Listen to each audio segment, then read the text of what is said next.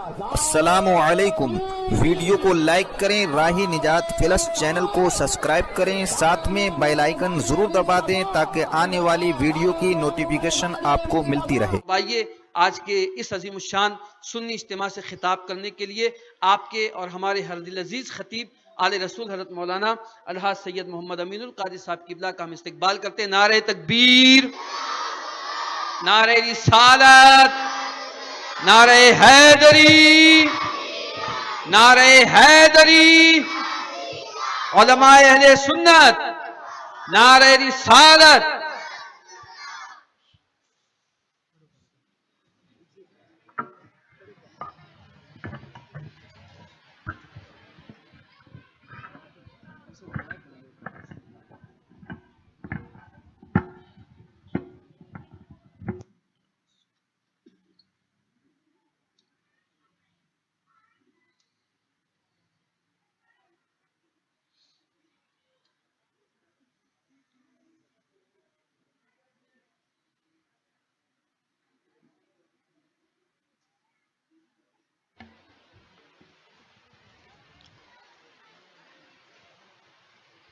الحمد للہ رب العالمین والعاقبۃ للمتقین والصلاة والسلام علی سید الانبیاء والمرسلین وعلی آلہ واصحابہ الطیبین الطاہرین، اما بعد فاعوذ باللہ من الشیطان الرجیم، بسم اللہ الرحمن الرحیم۔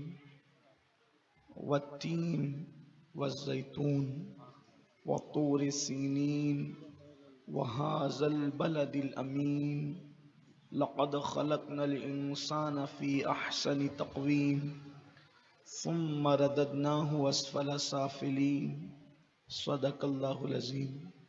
غوث اعظم بمنے بے سرو سامان مددے، قبلہ دین مددے، کعبہ ایمان مددے، انتظار کرم تست منے عینی را، اے خدا جو خدا بینو خدا دا مددے۔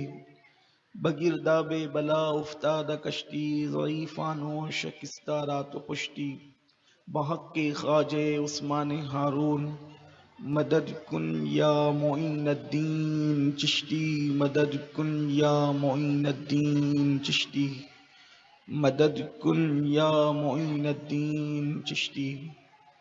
منبر پر رونق افروز ذوی الاحترام، ذوی الاحتشام، باصفا علماء کرام، ائمہ مساجد، حاضرین محفل، پردہ نشین ماؤں اور بہنوں، السلام علیکم ورحمۃ اللہ وبرکاتہ۔ انتہائی احترام و عقیدت کے ساتھ اپنے اور ساری کائنات کی مرکز عقیدت، انیس بے کساں چارہ ساز درد منداں، ہم غریبوں کے غمگسار، ہم فقیروں کی ثروت، شہر یار ارم، تاجدار حرم، نو بہار شفاعت، شب اسرا کے دولہا، نوشے بزم جنت، دانائے سبل، مولائے کل، ختم الرسل، سبحان اللہ۔ خسرو خوباں، سیاح لامکاں، وجہ کن فکاں، در اللہ المکنون، سر اللہ المخزون، سبحان اللہ، عالم ما کانا وما یکون، سبحان اللہ۔ آب و گل انبیاء، جان و دل اصفیاء، مطلع ہر سعادت، مقطع ہر سیادت، خلاصہ کائنات، فخر موجودات، حضور احمد مجتبی محمد مصطفیٰ، ارواحنا فدا صلی اللہ تعالی علیہ وآلہ وصحبہ وبارک وسلم کی بارگاہ بے کس پناہ میں جس طریقے سے پڑھاؤں، بلند آواز سے میرے ساتھ مل کر پڑھیں۔ الصلاۃ والسلام علیک یا رسول اللہ، الصلاۃ والسلام علیک یا رسول اللہ، الصلاۃ والسلام علیک یا نبی اللہ، الصلاۃ والسلام علیک یا حبیب اللہ، وعلی آلک واصحابک یا نور اللہ، صلی اللہ تعالی علیہ وسلم۔ دن لہو میں کھونا تجھے، شب صبح تک سونا تجھے، شرم نبی خوف خدا یہ بھی نہیں وہ بھی نہیں، رزق خدا کھایا کیا فرمان حق ٹالا کیا، شکر کرم ترس سزا یہ بھی نہیں وہ بھی نہیں، ڈر تھا کہ عصیاں کی سزا اب ہوگی یا روز جزا، دی ان کی رحمت نے صدا یہ بھی نہیں وہ بھی نہیں۔ آج کی یہ محفل سواد اعظم اہل سنت و جماعت کی عالمگیر تحریک سنی دعوت اسلامی کے زیر اہتمام اور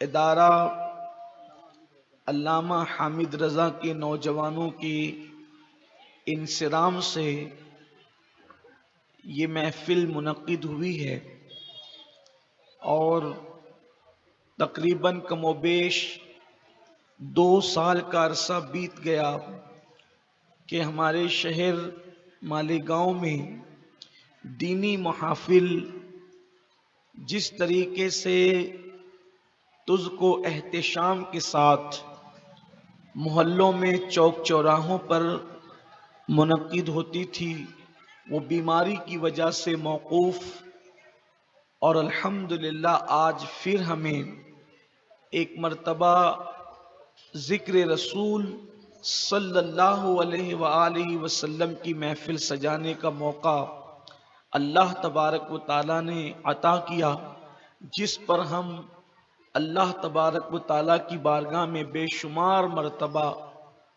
شکر کی سوگات پیش کرتے ہیں، اور بے شمار درود و سلام ہوں اللہ کے حبیب صلی اللہ علیہ وآلہ وسلم اور ان کی آل پر اور ان کی ازواج پر اور ان کے اصحاب پر اور قیامت تک ان کے اہل اتباع اور احبہ پر، جس رسول کے صدقے اللہ نے ہمیں کونین کی تمام نعمتیں عطا فرمائی۔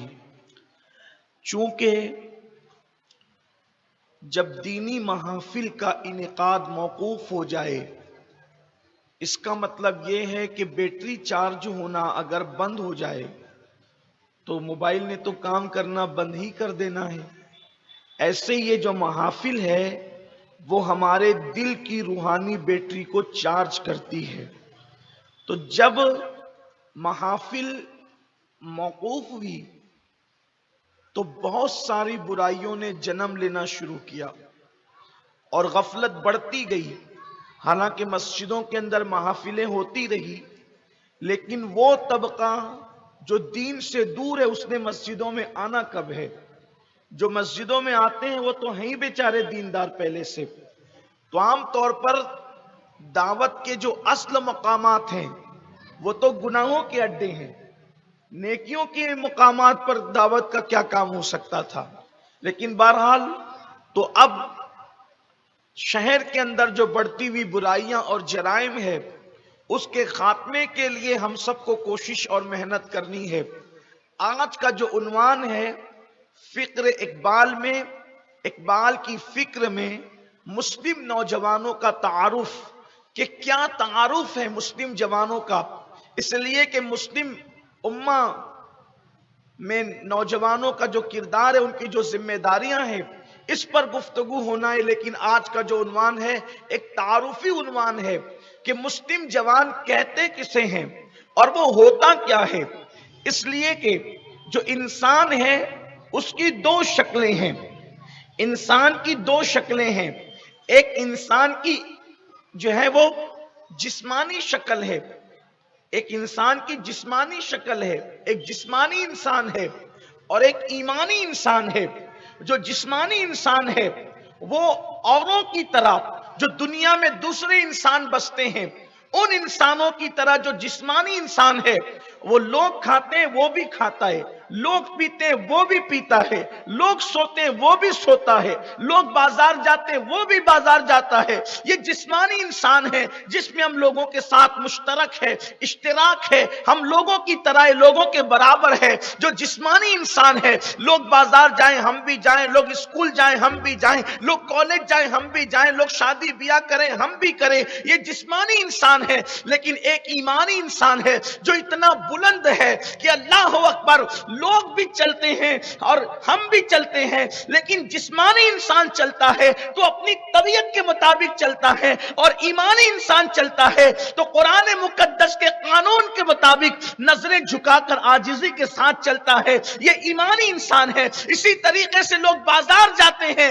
تو لوگوں کے ساتھ ہم بھی بازار جاتے ہیں، یہ جسمانی انسان ہے۔ لیکن ایمانی انسان وہ ہے کہ لوگ بازار جا کر کے جھوٹ بولتے ہیں، کھوٹے سکے دیتے ہیں، لوگوں کے ساتھ فریب کرتے ہیں، جسمانی انسان ہے۔ روحانی انسان وہ ہے جو بازار جاتا ہے تو قانون مصطفیٰ کے ساتھ جاتا ہے۔ ایمانی انسان بازار جاتا ہے تو قرآن کے ضابطے کے ساتھ جاتا ہے۔ وہ بازار جا کر جھوٹ نہیں بولتا، وہ بازار جا کے ناپ تول میں کمی نہیں کرتا، وہ بازار جا کر کے دھوکہ نہیں دیتا، وہ بازار جا کر کسی کو کھوٹا سکہ نہیں دیتا، وہ بازار جا کر لوگوں کو عیبدار مال نہیں بیچتا۔ یہ ایمانی انسان ہے۔ جسمانی انسان یہ ہے کہ اللہ اکبر، اس کو اگر ضرورت پڑ جائے تو وہ شراب پی لیتا ہے، لیکن ایمانی انسان وہ ہے کہ وہ مر جانا پسند کرتا ہے لیکن کبھی شراب کو منہ تک نہیں لگاتا، اس لیے کہ ایمانی انسان شراب اور پیشاب میں کوئی فرق نہیں کرتا۔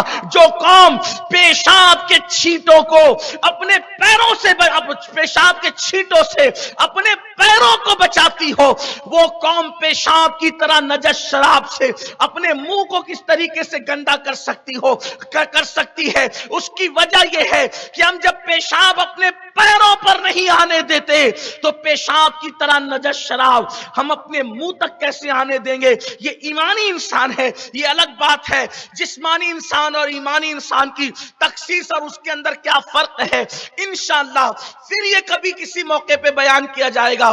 لیکن ایک تعارفی گفتگو آج کرنا چاہتے ہیں تو ہم دنیا کے اندر انسانی جسمانی انسان بن کر تو آ گئے، اب ہمیں ایمانی انسان بن کر زندگی گزارنا ہوگا۔ اور یاد رکھنا، جسمانی انسان روز روز پیدا ہوتے ہیں، ایمانی انسان کبھی کبھی پیدا ہوتے ہیں۔ جسمانی انسان دنیا کے اندر جرائم کرتے ہیں، ایمانی انسان جرائم کا خاتمہ کرتے ہیں۔ جسمانی انسانوں کی جو ہے وہ میوزک پر ان کے قدم اور ان کا جسم تھرکتا اور ناچتا ہے، اور ایمانی انسان وہ ہے عشق مصطفیٰ میں اس کی روح رقص کرتی ہے۔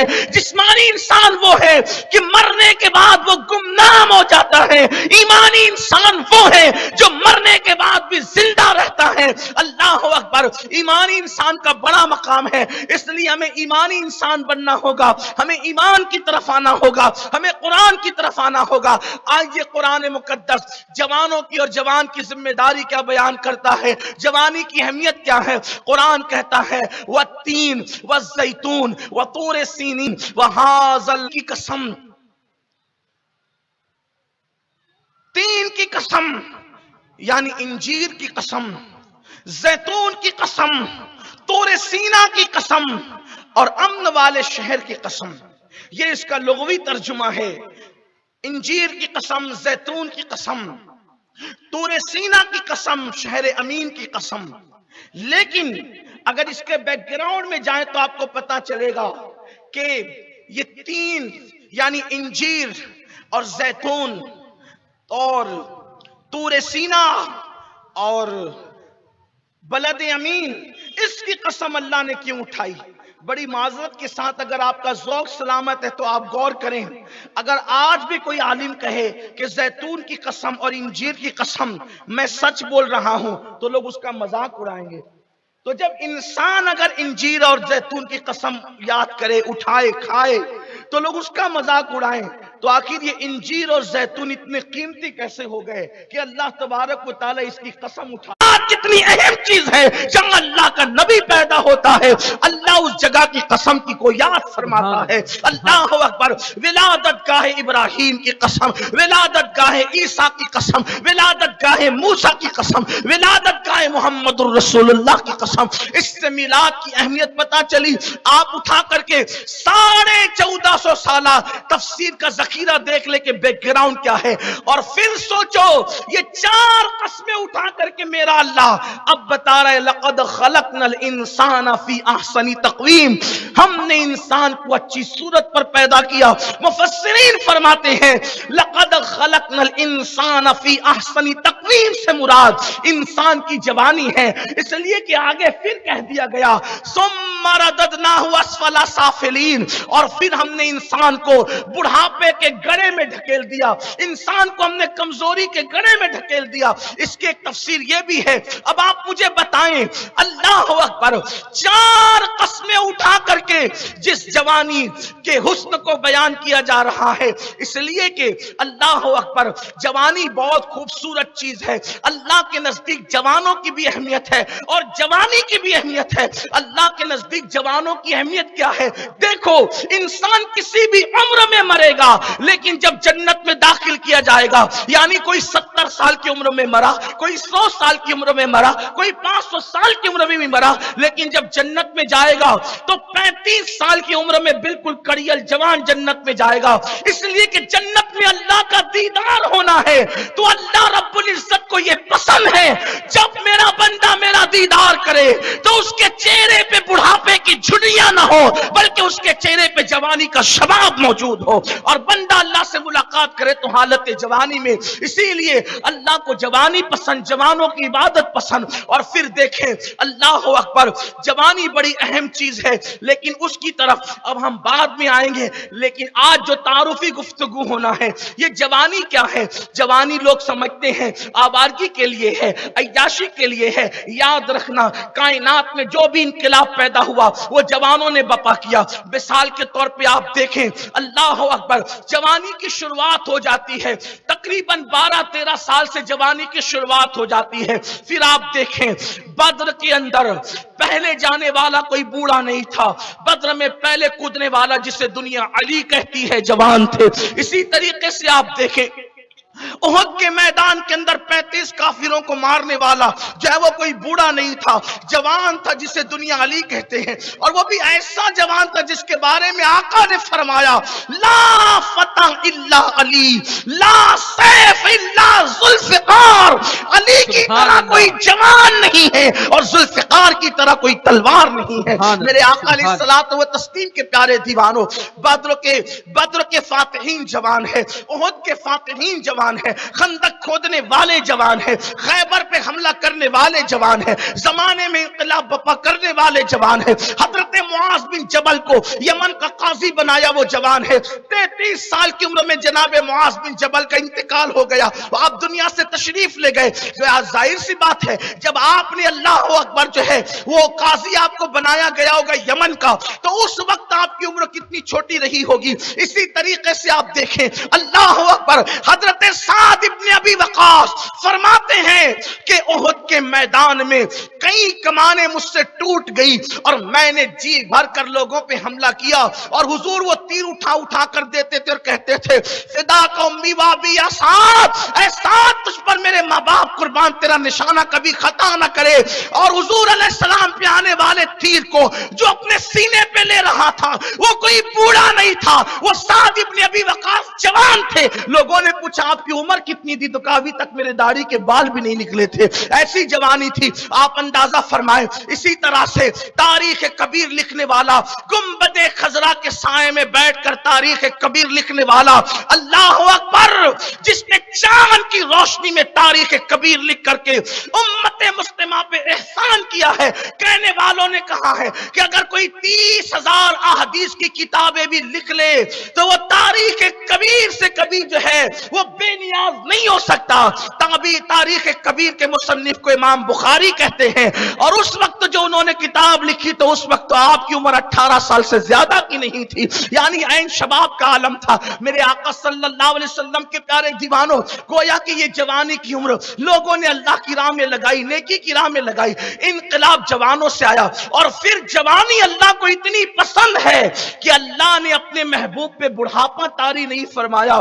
63 سال کی عمر میں بھی مصطفیٰ جان رحمت صلی اللہ علیہ وآلہ وسلم لوگوں کو ایسے نظر آئے کہ لوگوں نے حضور علیہ السلام کو یا شباب یعنی اے جوان کہہ کر کے پکارا۔ میرے آقا علیہ الصلوۃ والتسلیم کے پیارے دیوانوں، تو جوانی بڑی عظیم چیز ہے، بڑھاپا بھی ناپسندیدہ نہیں ہے۔ بچپنا اور بڑھاپا قابل رحم ہوتا ہے، بچپنا اور بڑھاپا قابل رحم ہوتا ہے، اور جوانی قابل رشک ہوتی ہے۔ بچپنا اور بڑھاپا کسی کے اوپر بوجھ ہوتا ہے، اور جوانی بوجھ اٹھانے کی عمر ہوتی ہے۔ اس لیے اسلام نے جوانی کو پسند کیا ہے، اور جوانی کی عبادت پر بشارت دی گئی، فرمایا گیا کہ جس نے جوانی میں عبادت کی اللہ قیامت کے دن اس کو عرش کے سائے میں جگہ عطا فرمائے گا۔ اس لیے جوانی بہت قیمتی ہے۔ اب آئیے، اب ہم جوانی کیا تھی، جوانی کس لیے تھی، لیکن جوانی کو کیا سمجھا گیا؟ گانا سننے کا مطلب جوانی، زنا کے اڈوں پہ جانے کا مطلب جوانی، شراب کا نشہ کرنے کا مطلب جوانی، راستوں میں بیٹھ کر کے قہقہا لگانے کا نام جوانی، ہوٹلوں پہ ٹائم پاس کرنے کا نام جوانی نہیں، جوانی یہ نہیں ہے۔ اقبال کہتے ہیں جوانی کیا ہے؟ کہتے ہیں عقابی روح جب بیدار ہوتی ہے جوانوں میں، نظر آتی ہے ان کو اپنی منزل آسمانوں میں، نہیں تیرا نشیمن قصر سلطانی کے گنبد پر، تو شاہی ہے بسیرا کر پہاڑوں کی چٹانوں میں۔ اقبال کی نظر میں مسلم جو جوان ہے وہ عقاب کی طرح ہے، شاہین کی طرح ہے۔ آپ غور فرمائیں، اقبال نے مسلم جوانوں کو شاہین سے تشبیہ دی، عقاب سے تشبیہ دی، ایگل سے تشبیہ دی۔ آخر یہ شاہین، عقاب، ایگل کیا چیز ہے؟ دراصل یہ پرندوں کی دنیا کا بادشاہ ہے۔ جس طریقے سے ہم جو ہے وہ جنگل کا بادشاہ شیر کو کہتے ہیں، اسی طرح کائنات پرندوں کی کائنات میں پرندوں کا بادشاہ ہے یہ۔ چونکہ 11ویں شریف کا مہینہ چل رہا ہے، میں نے کبھی تقریروں میں اشارہ بھی کیا تھا، ہمارے مرشد حضور قطب الاقطاب، غوث الاقواس، غوث الکونین، غیاث العالمین سیدنا شیخ عبد القادر جیلانی غوث پاک رضی اللہ تعالیٰ عنہ نے بھی ارشاد فرمایا، انا البازی وشب کل شیخ، کہ میں ولایت کی دنیا کا باز ہوں، میں ولایت کی دنیا کا باز ہوں۔ آخر باز میں کیا خصوصیت ہے کہ ولیوں کا سردار بھی اپنے آپ کو باز سے تشبیہ دے رہا ہے، اور شاعر مشرق قلندر لاہوری بھی مسلم امہ کے جوانوں کو باز سے تشبیہ دے رہے ہیں۔ اس دن سے میں لوگوں کو کہتا ہوں، مجھے باز سے، شاہین سے، عقاب سے بڑی محبت ہو گئی جس دن میرے پیر نے اپنے آپ کو باز یا شب کہا، پرواز کرنے والا باز کہا، چمکنے والا باز کہا، بلندی پہ اڑنے والا باز کہا۔ باز کہنے کی وجہ غوث پاک نے جو کہا مجھے یہ سمجھ میں آتی ہے قصیدہ غوثیہ سے، دراصل باز جہاں تک اڑتا ہے وہاں تک کوئی پرندہ پرواز نہیں کر سکتا۔ غوث پاک فرماتے ہیں انا البازی واشہب، میں پرند، میں کائنات ولایت کا باز ہوں، مطلب یہ کہ میری پرواز جہاں تک ہے وہاں تک کسی کی پرواز ہی نہیں ہے۔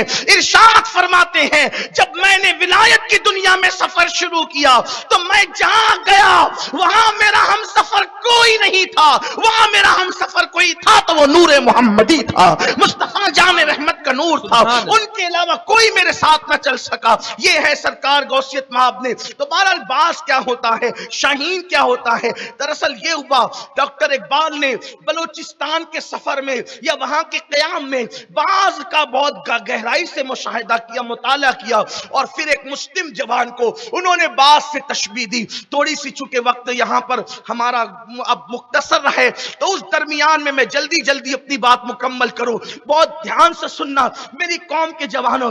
فکر اقبال میں نوجوان مسلم کا تصور کیا ہے؟ اقبال نے مسلم جوانوں کو باز سے تشبیہ دی، یعنی عقاب ہے تم عقاب ہو۔ نمبر ایک، تم کوے نہیں ہو، تم عقاب ہو۔ پہلی بات، کوے جو ہوتے ہیں وہ گندگی پہ بیٹھتے ہیں، کوے جو ہوتے ہیں گندگی پہ بیٹھتے ہیں، مردار کھاتے ہیں، عقاب کبھی گندگی پہ نہیں بیٹھتا، شاہین کبھی گندگی پہ نہیں بیٹھتا، بلکہ انہوں نے کہا ہے اللہ اکبر، گرگس کا جہاں اور ہے، شاہین کا جہاں اور، پرندے تو اور بھی ہے، ان کی دنیا الگ ہے، شاہین کی دنیا الگ ہے، عقاب کی دنیا الگ ہے۔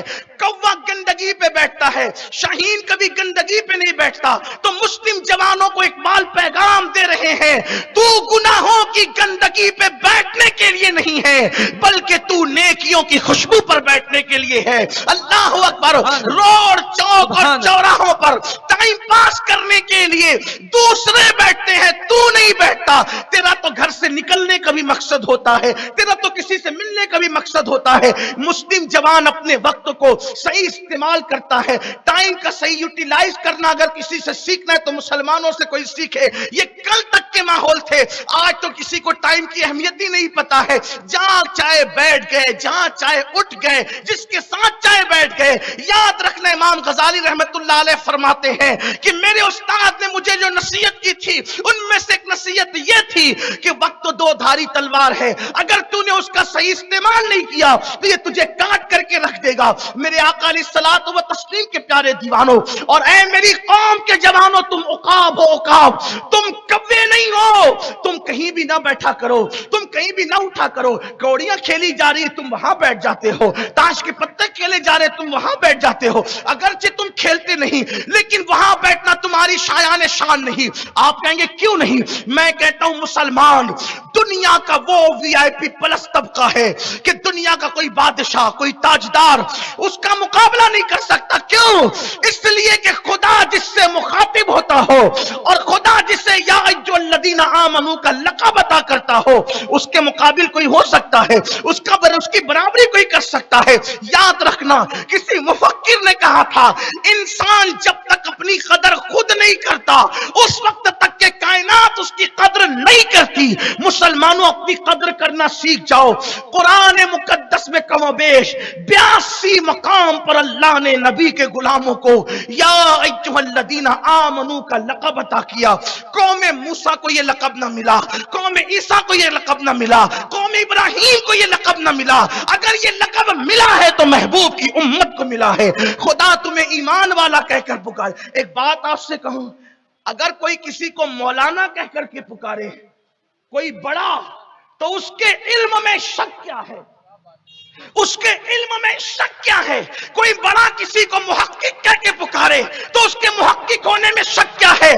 تو واجب الوجود خلاق کائنات جس کو 82 مرتبہ پورے قرآن میں یا ایھا الذین آمنو کہہ کے پکارے، اس کے مومن ہونے میں شک کیا ہے؟ اور جس کے مومن ہونے میں شک نہیں ہے اس کے جنتی ہونے میں شک ہے۔ آپ بہت تو کریں، اللہ جسے یا ایھا الذین آمنو کہے لیکن اس کی کوئی لاج تو رکھے۔ یا ایھا الذین آمنو کہلانے کی کوئی لاج؟ جو یا ایھا الذین آمنو کہلائے گا اس کے ہاتھ میں شراب کی بوتل ہوگی، وہ کوڑیوں کی جگہ بیٹھے گا، وہ تاش کے پتوں کی جگہ بیٹھے گا؟ نہیں، وہ ماں باپ کو گھر سے نکالے گا؟ نہیں۔ یا ایھا الذین آمنو کتنا عظیم لقب ہے، میں سمجھتا ہوں اس سے بڑا کوئی لقب نہیں۔ اور حیرت ہے، ہماری اوقات کچھ نہیں، ہم کچھ نہیں۔ موسیٰ کو پکارا تو یا موسیٰ کہہ کے، داؤد کو پکارا تو یا داؤد کہہ کے، ایوب کو پکارا تو یا ایوب کہہ کے، انبیاء کو نام لے کر کے پکارا اور ان کی امت کو پکارا تو یا بنی اسرائیل کہہ کے۔ لیکن جب محبوب کی امت کی باری آئی، حالانکہ یہ امت کی نبیوں کے جوتیوں کے برابر نہیں ہے، لیکن بات اتنی ہے کہ محبوب کی وجہ سے امت محبوب بھی محبوب ہو گئی۔ کیونکہ دوستی کا تقاضا یہ ہے کہ دوست کا دوست بھی دوست ہی ہوتا ہے۔ ہاں، اور دوست سے جتنا پیار ہوتا ہے دوست کے دوست سے بھی اتنا ہی پیار ہوتا ہے۔ تو پہلے تو محبوب کو امت دی اور محبوب کے دل میں امت کی محبت بھی خود ہی پیدا کی اور پھر خود ان سے محبت کرنے لگا، ان سے اتنا پیار کرنے لگا کہ اللہ اکبر، یہ بھی ایک الگ عنوان ہے جو کبھی آج دن کے درمیان انشاءاللہ آئے گا۔ لیکن تو شاہین جو ہوتا ہے اس میں فرق یہ کووں سے کہ وہ گندگی پہ نہیں بیٹھتا۔ دیکھ لینا کبھی بھی وہ پرندے کی دنیا کا بادشاہ ہے، اس کو شعور اتنا ہے کہ میں نے گندگی پہ نہیں بیٹھنا۔ مسلمان تو نے کبھی گناہوں پہ نہیں بیٹھنا۔ اگر تو واقعی مسلم ہے تو، اگر تو واقعی مومن ہے تو نے گندگی پہ نہیں بیٹھنا۔ دوسری چیز، شاہین جو ہوتا ہے وہ صرف شاہین کے ساتھ اڑتا ہے، جیسے اور پرندوں کے اندر یہ شعور نہیں ہوتا۔ کبوتر کبھی ابابیل کے ساتھ بھی اڑ جائے گا، اور ابابیل کبھی کبوتر کے ساتھ بھی اڑ جائے گا، کووں کے ساتھ کبھی چڑیے بھی اڑیں گے، چڑیوں کے ساتھ کبھی کوے بھی اڑیں گے۔ یہ سارے پرندوں کی گھال میل چلتی رہتی ہے، لیکن بعض اتنا غیرت مند ہوتا ہے، وہ کبھی کووں کے ساتھ، کبوتروں کے ساتھ، ابابیل کے ساتھ نہیں اڑتا، وہ اپنے یا تو اکیلے اڑتا ہے یا تو صرف شاہین کے ساتھ، عقاب کے ساتھ اڑتا ہے۔ اقبال تجھے شاہین کہہ کے بتا رہے ہیں، ہر ایک کے ساتھ رہنا تیری شان نہیں ہے۔ کوے کووں کے ساتھ اڑتے، یہ غوث پاک کا قول بھی ہے، یہ حضور غوث پاک کا قول بھی ہے کہ کوے کووں کے ساتھ اڑتے ہیں، شاہین عقاب عقاب کے ساتھ اڑتا ہے۔ اے مسلم نوجوان، سب کے ساتھ رہنا اٹھنا بیٹھنا تیری شان نہیں ہے، تو اپنے جیسے جوان تلاش کر۔ یعنی اگر تو محبت رسول میں سرشار ہے تو شراب کا جام تھامنے والوں کے ساتھ بیٹھنا یہ تیری توہین ہے، کیونکہ شاہین کبھی کووں کے ساتھ نہیں اڑتا۔ اللہ اکبر، تجھے بیٹھنا کس کے ساتھ ہے، تجھے اٹھنا کس کے ساتھ ہے، تجھے چلنا کس کے ساتھ ہے؟ اپنے جیسے لوگ تلاش کر جن کی نگاہیں پاک ہو، جن کے خیالات پاک ہو، جن کے محسوسات پاک ہو، جن کے ادراکات پاک ہو، جن کا رزق حلال پاک ہو۔ اللہ اکبر، ایسے لوگوں کو ڈھونڈو اور ان کے ساتھ اٹھو بیٹھو۔ یہ کیا کسی کے بھی ساتھ اٹھ گئے، کسی کے بھی ساتھ بیٹھ گئے، یاد رکھنا سگریٹ پینے والوں کے ساتھ بیٹھو گے بہت جلدی سگریٹ کے عادی ہو جاؤ گے، شراب پینے والوں کے ساتھ بیٹھو گے بہت جلدی شراب کے عادی ہو جاؤ گے، زنا کی اڈوں کو آباد کرنے والوں کے ساتھ بیٹھو گے بہت جلدی زنا کی عادی ہو جاؤ گے۔ صحبت کس کے ساتھ رکھ رہے ہو، کس کے ساتھ اٹھ بیٹھ رہے ہو؟ اور یہ بھی کہہ دوں، نبی کے بے ادبوں کے ساتھ بیٹھو گے تو بہت جلدی نبی کے بے ادب بھی ہو جاؤ گے۔ شاہین شاہین کے ساتھ اڑتا ہے، شاہین دوسروں کے ساتھ نہیں اڑتا، عقاب دوسروں کے ساتھ نہیں اڑتا۔ اب تمہیں اندازہ کرنا ہے کہ تم کون ہو، تم عقاب ہو یا کوے چیل ہو، چاہے وہ ابابیل ہو، کیا ہو تم، پرندوں کی دنیا میں کیا ہو؟ یہ تو اقبال تشبیہ دے رہے ہیں، استعارتاً بیان فرما رہے ہیں۔ آؤ عہد کرو، اپنے آپ کو پہچانیں گے اور اپنے آپ کو پہچان کر کے اس کے مطابق دوست ڈھونڈیں گے۔ آج کل زیادہ تر جو ہے وہ گناہوں کے اڈے جو آباد ہو رہے ہیں وہ غلط دوستوں کی صحبت کا نتیجہ ہے۔ غلط دوستوں کے ساتھ نہ رہو، اکیلے رہ جاؤ، لیکن غلط دوستوں کو کبھی انتخاب نہ کرو۔ انسان کو بگاڑنے کے اندر دوستوں کا جتنا ہاتھ ہوتا ہے اس کا اتنا کسی کا ہاتھ نہیں ہوتا، اور انسان کو سدھارنے میں دوستوں کا جتنا ہاتھ ہوتا ہے اتنا کسی کا ہاتھ نہیں ہوتا۔ فکر میں، سوچ میں، خیالات میں جو ہے اللہ اکبر دوستوں کا بڑا کردار ہوتا ہے۔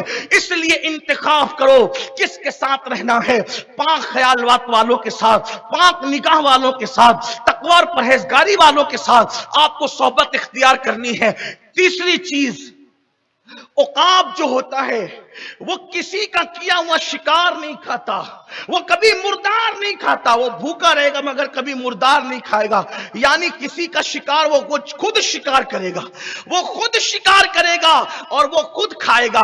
وہ اپنا بچا ہوا دوسروں کو کھلائے گا لیکن وہ کسی کا بچا ہوا نہیں کھائے گا۔ گویا کہ اقبال بتا رہے ہیں، اے مسلمان تو عقاب ہے، تو ماں کے جوان ہونے کے بعد، چونکہ مسلم جوانوں کا ذکر چل رہا ہے، تو جوان ہونے کے بعد باپ کے ٹکڑوں پہ پلنے کے لیے نہیں ہے، تو جوان ہونے کے بعد ماں کے ٹکڑوں پہ پلنے کے لیے نہیں ہے، تو جوان ہونے کے بعد بیوی کے ٹکڑوں پہ پلنے کے لیے نہیں ہے، تو جوان ہونے کے بعد بھائی بھتیجوں کے ٹکڑوں پہ پلنے کے لیے نہیں ہے۔ اس لیے کہ کچھ جوان ہمارے معاشرے میں ایسے ہیں، کپڑے اچھے ہوں گے، بائک اچھی ہوگی، کاروبار کیا ہے کچھ نہیں، موبائل اچھا ہوگا، کاروبار کیا ہے کچھ نہیں۔ کس کے ٹکڑوں پہ پل رہے ہو؟ بوڑھے باپ کے ٹکڑوں پر، ماں کے ٹکڑوں پر۔ بعض بدبخت تو ایسے ہیں کہ کوئی بیوی کو برتن جھاڑو پہ لگا کر کے عیش کی زندگی گزار رہا ہے، کوئی ماں باپ کو کام پہ لگا کر کے عیش کی زندگی گزار رہا ہے۔ اقبال کہتے تو عقاب ہے، عقاب کس किसी का शिकार तू नहीं खाता, तू खुद शिकार करता है, खाता भी है, खिलाता भी है। इसलिए तुम खुद कमाओ और कमा करके खुद भी खाओ और दूसरों को भी खिलाओ।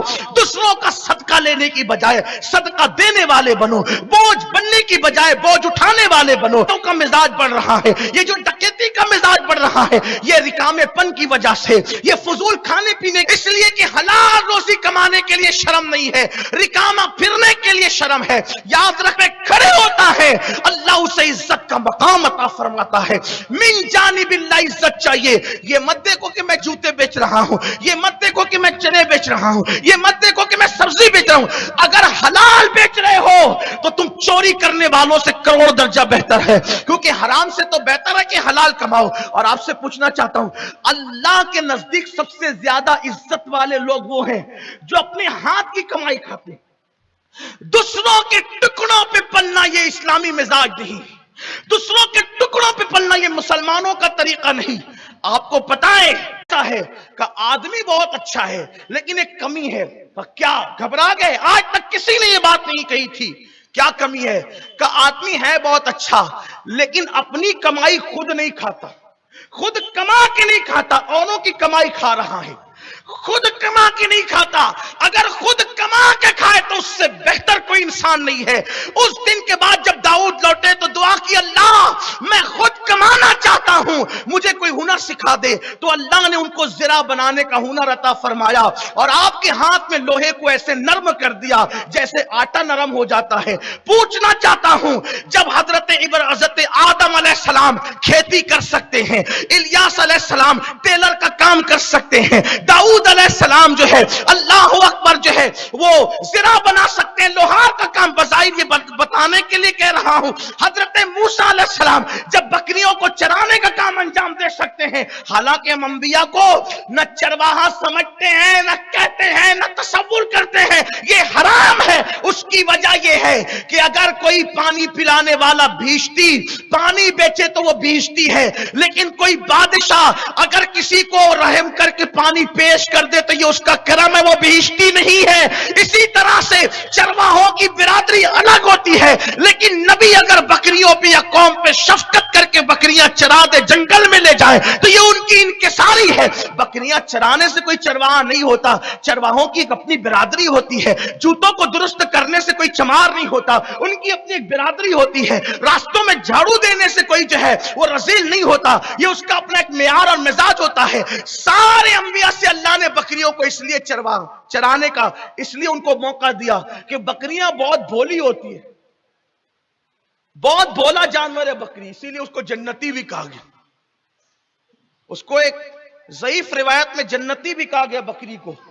तो हर नबी ने बकरियां चराई, वजह जिसको उम्मत को संभालना है तो गोया कि उसको प्रैक्टिस करवाया जा रहा है। ये भोली भाली बकरियों को पहले कंट्रोल करो, जो बकरियां कंट्रोल कर लेगा वो उम्मत भी कंट्रोल करेगा। ये बात है, ये हिकमत है उसमें।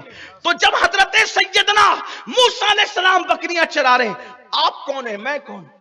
हमें भी हलाल रोजी की तरफ आना चाहिए। अगर बकरियां ही चराना पड़े हलाल करो, अल्लाह वो टेलर ही बनना पड़े हलाल करो। नबी होता क्या है शान वाला, लेकिन सुनो ये अपने नबी की भी शान है।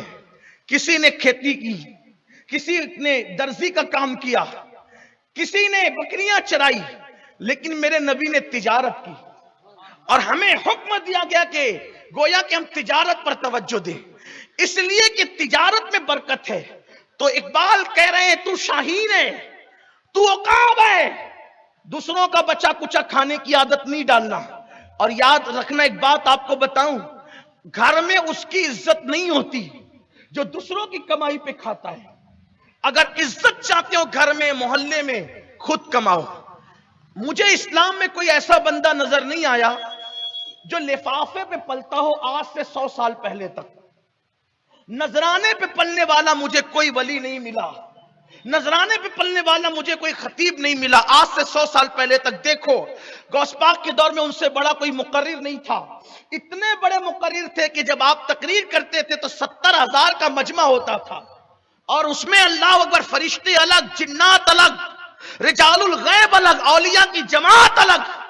लेकिन غوث پاک کا مال تجارت اس دور میں انٹرنیٹ کا دور نہیں تھا، ٹرینوں کا دور نہیں تھا، فلائٹ کا دور نہیں تھا، اس دور میں کم و بیش 900 سال پہلے غوث پاک کا مال تجارت کئی ملکوں تک جاتا تھا۔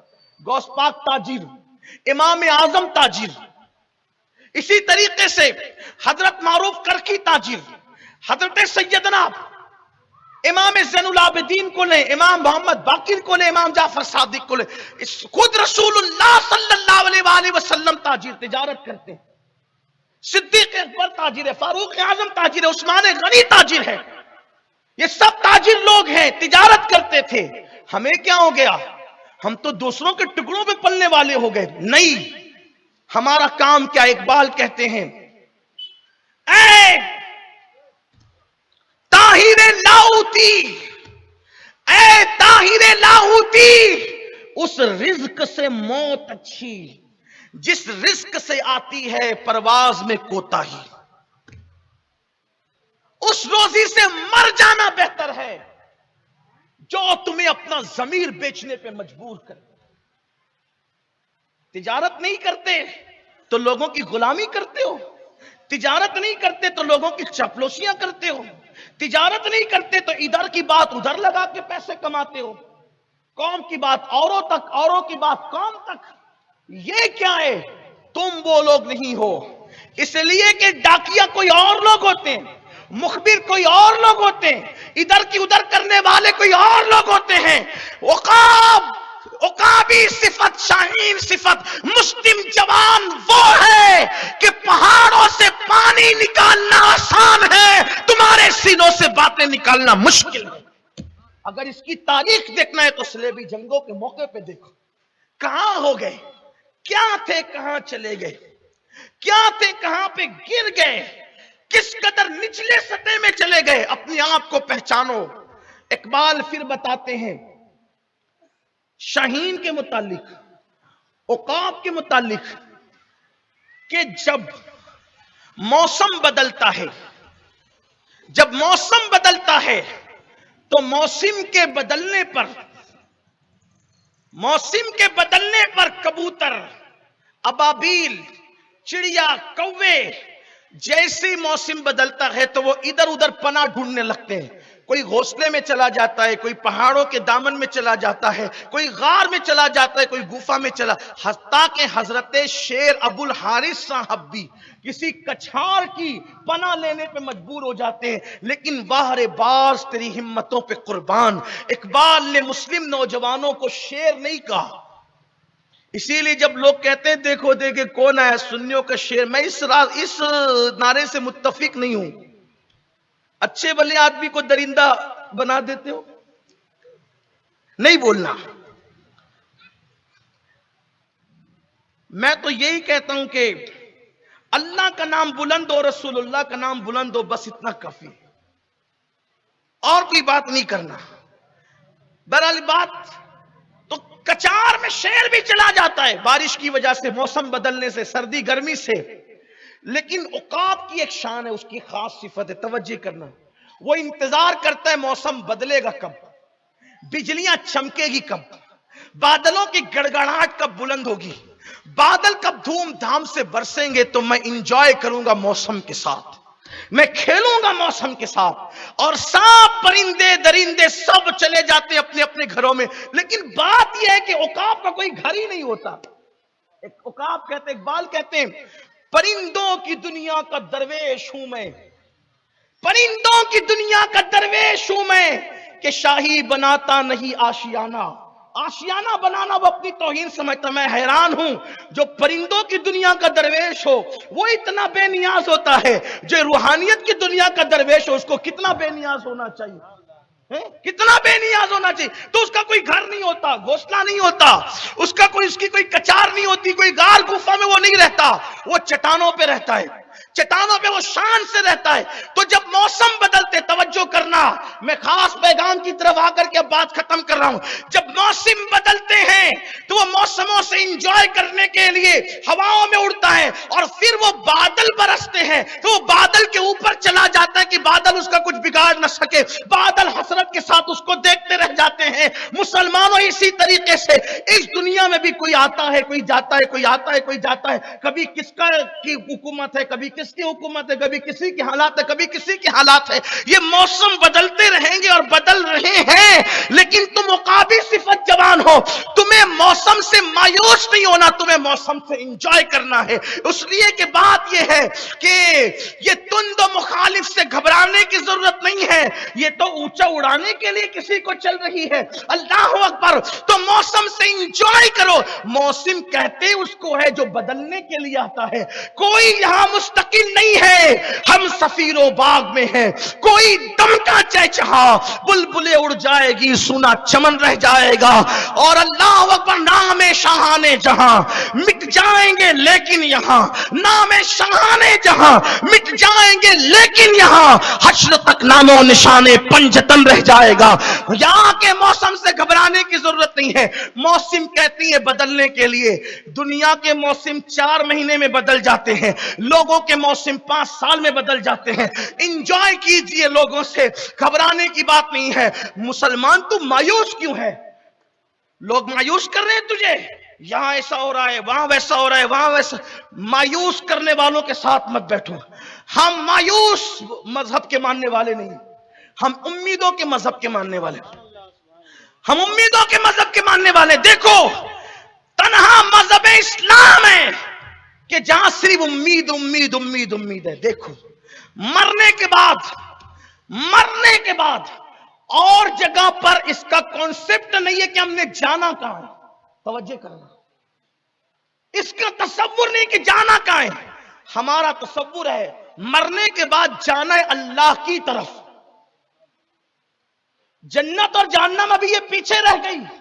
مفتی صاحب, جنت اور جہنم پیچھے رہ گئی. قرآن کہتا ہے جو مسلمان مرے گا, انا للہ و انا الیہ راجعون, ہم اللہ کے مال ہیں اور ہمیں اسی کی طرف لوٹ کر کے جانا ہے. میں آپ سے پوچھتا ہوں, امی کی طرف جانے میں ٹینشن نہیں, ابو کی طرف جانے میں ٹینشن نہیں, بیوی کی طرف جانے میں ٹینشن نہیں, بھائی کی طرف جانے میں ٹینشن نہیں, تو جو ماں سے زیادہ مہربان ہے, باپ سے زیادہ شفقت کرنے والا ہے, اس کی طرف لوٹنے میں ٹینشن کیا ہے؟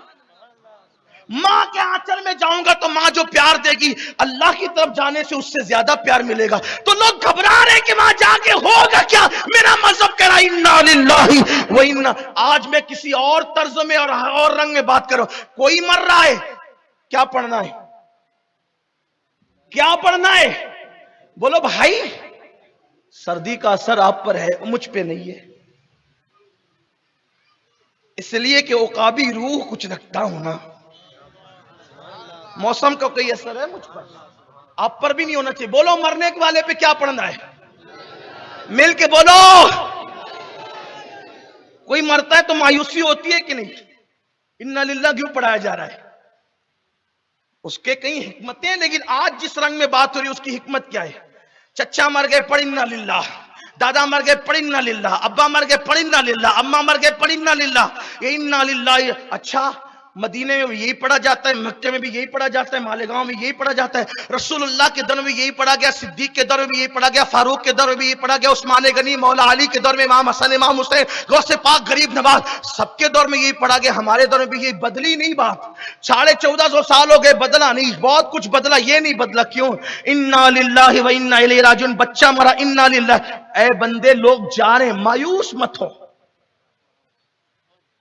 مرنے پر بھی مایوس مت ہو. کوئی مرنا ہے, مایوس نہیں ہونا. بستی کے بستی اڑ رہی, مایوس نہیں ہونا. کیوں؟ یہ سب جانے اللہ کے پاس, تو نے بھی جانا اللہ کے پاس. میں لوگوں سے کہتا ہوں, مدینے جانے پہ جتنی خوشی ہوتی ہے اس سے زیادہ خوشی مرنے پہ ہونا چاہیے, اگر مومن ہو تو. اس پر زبان اللہ نہیں کہو گے, مجھے معلوم ہے, کیونکہ تم مرنا نہیں چاہتے. اتنا جمع کے رکھا ہے نا, اتنا جمع کے رکھا ہے, تو کہو گے فتویٰ استعمال کر لیجئے. تو یہ آپ فتوا کی خبر کر رہے ہو نا، تو ذرا جما کے رکھا ہے. اسی لیے تو کہہ رہے ہیں بیٹے پوتے نواسوں کے لیے پیسے جمع کرنے والوں، اپنی آخرت کے لیے کچھ نیکیوں کا ذخیرہ بھی اکٹھا کر لو. جتنا مدینے جانے پہ خوشی ہوتی ہے، مومن کو جو سچے مومن ہیں ان کو مرنے پہ اس سے زیادہ خوشی ہوتی ہے. کیوں؟ مدینے جاتے ہیں تو گنبد اور جالیاں نظر آتی ہے، اور مر کے قبر میں جاتے ہیں تو گنبد والے کا جلوہ بے حجاب نظر آتا ہے. بھئی گنبد دیکھنے میں اور گنبد والا دیکھنے میں کوئی فرق بھی تو ہے، لیکن کوئی بنے بھی نہ مومن، کوئی بنے بھی مومن جو پوری رات گندے مناظر دیکھ کر اور زنا کے مناظر دیکھ کر، فلم اور سیریل کے مناظر دیکھ کر گزارے، انہوں نے کب مسکرانا ہے؟ اسی لیے تو ہمارے بے شمار اولیاء اللہ کفن میں مسکراتے رہے. اگر میں ان واقعات کو پیش کروں، کفن میں مسکراتے رہے. مہینہ آتا تھا وصال کا، مسکراتے تھے. بلکہ بلال حبشی کبھی نہیں مسکرائے حضور کے وصال کے بعد، انتقال کے دن مسکرا رہے ہیں. بیوی نے کہا روزانہ روتے تھے، آج کیوں مسکرا رہے ہو؟ وہ کہا یار سے ملنے کا وقت قریب آ گیا. یقین دیکھو امیدوں کا مذہب. تو میں بات ختم کرتے کرتے عرض کروں، یہ سلسلہ جاری رہے گا. کل تو انشاءاللہ بات ہوگی، تو یہ سلسلہ جاری رہے گا کہ جو نا امیدوں کی بات کرتے ہیں، یہ وہاں مار رہے ہیں، وہاں مر رہے ہیں، وہاں آگ لگے. اگر انفارمیشن کے لیے کوئی بتا رہا ہے تو سن لو، لیکن اگر مایوس کرنے کے لیے کوئی پریشان نہیں ہونا.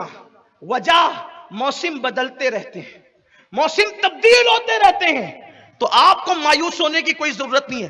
آپ کو صرف ایک کام کرنا ہے. ابھی دنیا میں ایک بات ہو رہی، تیسری عالمی جنگ چھڑ گئی ہے، تیسری عالمی جنگ چھڑے گی تو یہ ہوگا تو وہ ہوگا. پڑوس ملک والوں کو اس کی زیادہ فکر ہے یہ سب چیزوں کی، کہ وہ چاہتے ہیں کہ سب کچھ آج ہی کر لیں، آج ہی کر، ان کے ہاتھ میں تو وہ سب کر لیں. میں کہتا ہوں اللہ کی بندو ذرا کچھ ہوش سے کام لو، برا نہیں مانے. تیسری عالمی جنگ ہوگی تو ہوگا کیا؟ ہونا کیا؟ دوسری اور پہلی میں کیوں ہو کیا گیا جو آج ہو؟ جس کی موت لکھی تھی جنگ نہیں ہوگی تو بھی وہ مرے گا، اور جس کی نہیں لکھی تھی وہ نہیں مرے گا. یہ آپ کا عقیدہ ہونا چاہیے. کورونا میں کتنے گئے؟ کوئی مسخرہ کہہ رہا تھا، میں نہیں کہہ رہا ہوں، کہ لوگ ہول سیل میں گئے. ایسا لوگ کہے کہ میں ایسی بات نہیں کروں گا، اس لیے کہ علماء میں موجود ہے، ذمہ دار ہے، ایسی بات نہیں کی جا سکتی کہ ٹیلر ہول سیل کی. لیکن اس کی بات کا مطلب میں یہ سمجھا کہ لوگ ہول سیل کا مطلب جو ایک ساتھ ڈھیر سارا وہ لیتے نا مال، تو اتنے گئے. آپ کیوں بچ گئے؟ میں کیوں بچ گیا؟ لوگ کورونا میں مرے، آپ کو نہیں ہوا تھا کورونا؟ کچھ تو ایسے تھے جن کو کورونا ہوا، ان کو خبر ہی نہیں ہوئی کہ ہو گیا، گزر بھی گیا. بیوی بھی پاس رہی، بچے بھی پاس کھیلتے رہے، کچھ نہیں ہوا. موت نہیں لکھی تھی، آپ نہیں گئے. جن کی لکھی تھی، جن کو کورونا نہیں بھی ہوا، وہ چلے گئے. تو تیسری عالمی جنگ ہوگی تو کیا ہوگا؟ کچھ نہیں ہوگا. اگر آپ کی موت نہیں لکھی آپ رہیں گے، آپ کو مصیبت نہیں لکھی آپ رہیں گے.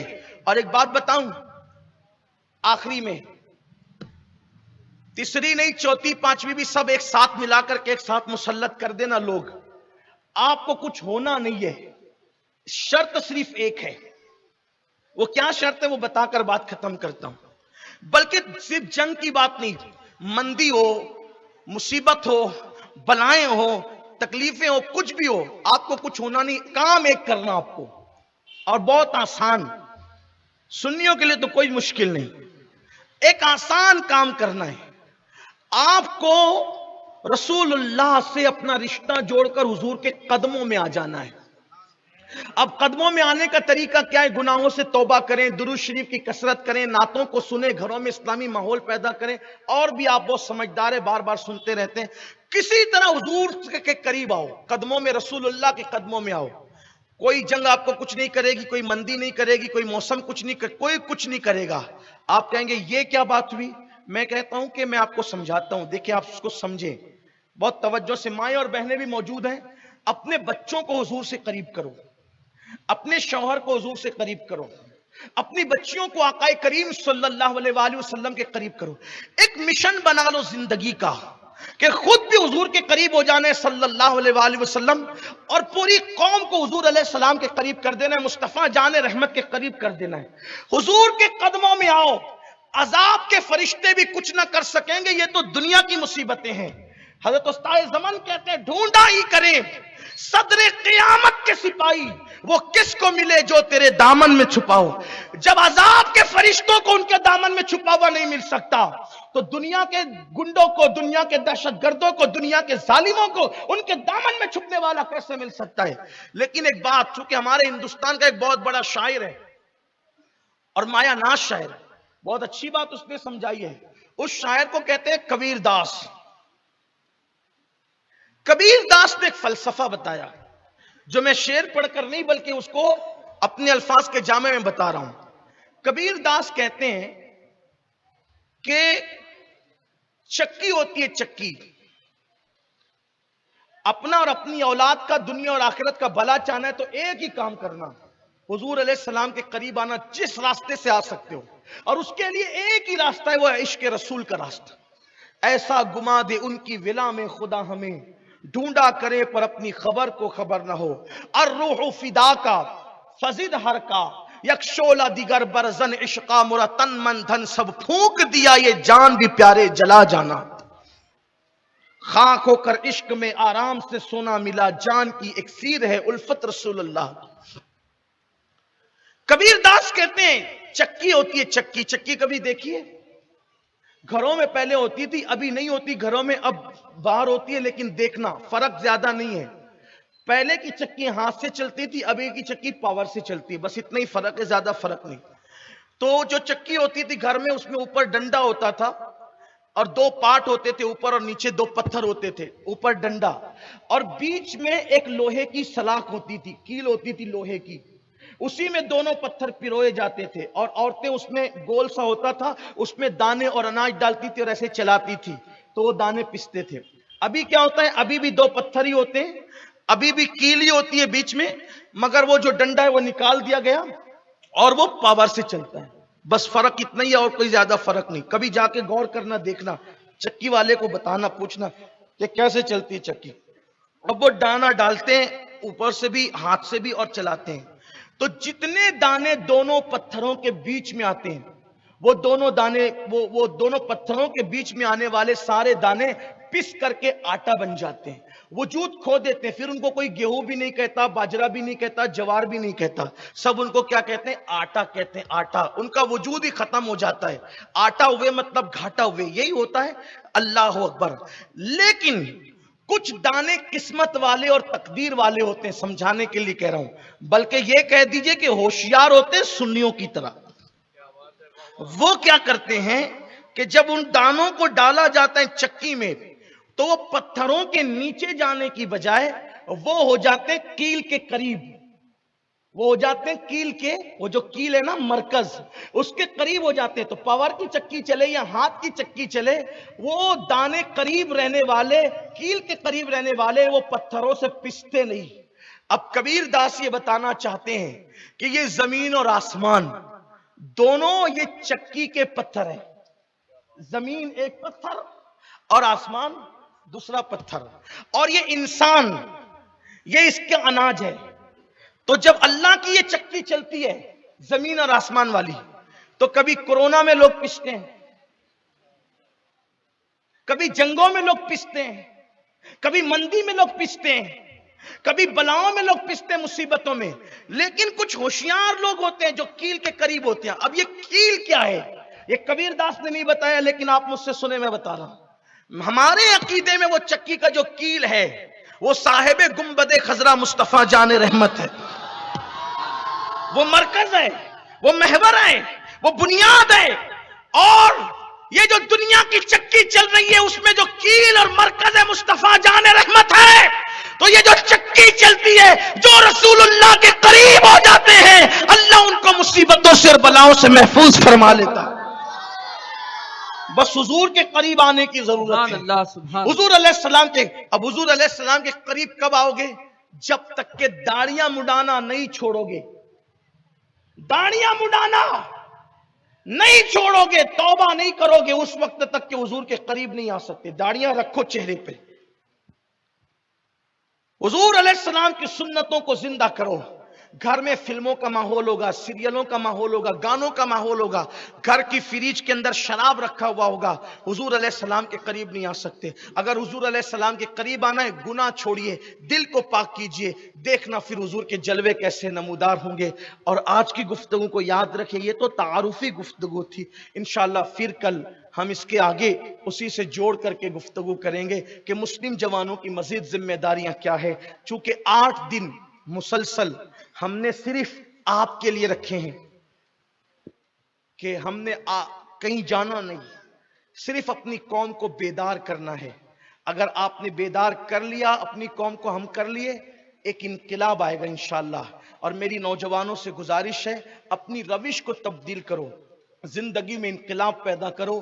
اور خاص طور پر آج کچھ بات یاد رہے نہ رہے، یہ بات ضرور یاد رکھیں کہ آپ کو، ہم سب کو نمازی بننا ہے، مسجدوں کو بھرنا ہے۔ نمازی بنو گے تو خود بخود دین سے قریب ہوتے چلے جاؤ گے، اور اگر آپ سب کرتے رہے لیکن نماز کے پابند نہ ہوئے تو یاد رکھنا بڑی مشکل ہے۔ میرے آقا علیہ الصلوۃ والتسلیم فرماتے ہیں کہ جو نماز کا پابند ہوگا، قیامت کے دن سب سے پہلے نماز کے بارے میں پوچھا جائے گا۔ نماز کا معاملہ پرفیکٹ ہوگا تو وہ چھوٹ جائے گا، اور اگر نماز کے معاملے میں کمی ہوگی تو وہ پکڑا جائے گا۔ اور پھر سارے معاملے کے اندر بھی گزارش ہے کہ نماز کی پابندی بے پناہ ضروری ہے۔ خود نماز پڑھو، بچیوں کو نماز کا پابند بناؤ، اپنی بیوی کو نماز کا پابند بناؤ۔ گھر میں نماز کا ایک ماحول ہونا چاہیے۔ خود جاؤ مسجد تو اپنے بچوں کو ساتھ میں مسجد لے کر کے جاؤ، مسجدوں کو بھر دو، بالخصوص فجر کی نماز میں ہر مسلمان مسجد میں نظر آئے۔ دیکھنا کیسے انقلاب آتا ہے، کیسی تبدیلی آتی ہے۔ اپنے اللہ کی بارگاہ میں سجدہ ریز ہو جاؤ، زندگی میں انقلاب آئے گا، تبدیلی آئے گی۔ میرے پیارے آقا صلی اللہ علیہ وآلہ وسلم کے پیارے دیوانوں، نماز سے وہ قوت ملتی ہے جو کسی طاقتور سے طاقتور غذا سے قوت نہیں ملتی۔ اس لیے نماز کی پابندی از حد ضروری ہے۔